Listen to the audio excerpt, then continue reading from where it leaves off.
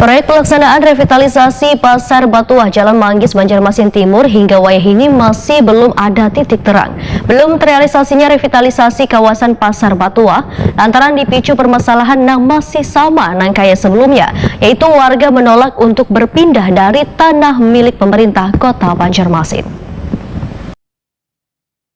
Proyek pelaksanaan revitalisasi Pasar Batuah Jalan Manggis, Banjarmasin Timur hingga wayah ini masih belum ada titik terang. Walaupun gugatan dari warga Batuah yang sebelumnya diajukan ke Pengadilan Tinggi Banjarmasin telah ditolak. Kepainas Perdagangan wan Perindustrian Banjarmasin Ihram Mubtesar, Waetakuni Prima TV tengah hari Selasa 3 Januari 2023 memedahkan belum terrealisasinya revitalisasi kawasan Pasar Batuah lantaran dipicu permasalahan yang masih sama yang kayak sebelumnya, yaitu warga menolak untuk berpindah dari tanah milik pemerintah Kota Banjarmasin. Dinas Perdagangan wan Perindustrian Banjarmasin pun berupaya untuk mengamankan aset daerah yang berlokasi di Jalan Manggis, Banjarmasin Timur ini. Menurut Ihram Mubtesar, dalam waktu dekat kembali akan melakukan sosialisasi dengan warga kawasan Pasar Batuah supaya pengamanan aset bisa terselesaikan di tahun 2023 ini.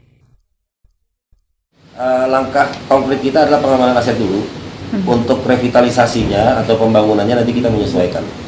Bila mana semuanya sudah siap, insya Allah kita akan lakukan pembangunan Pasar Batuah. Ada sosialisasi lanjutan nggak Pak? Sementara untuk bulan-bulan ini mungkin belum, tapi kedepannya insya Allah akan ada.